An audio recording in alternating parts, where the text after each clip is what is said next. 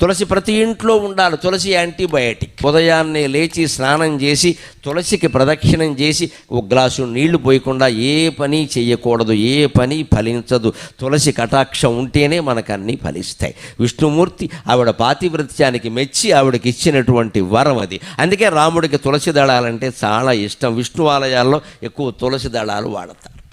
విష్ణుమూర్తికి అలంకారాలు బాగా ఇష్టం. అందుకని మల్లె పూలదండ, చామంతి పూలదండ, బంతి పూలదండ, గులాబీ పూలదండ, నీ ఇష్టం వచ్చిన పూలదండలన్నీ పట్టుకొచ్చి విగ్రహం మీద బారేస్తే వచ్చే ఇబ్బంది ఏమిటో తెలుసా? విగ్రహంలో పురుగులు చేరతాయి.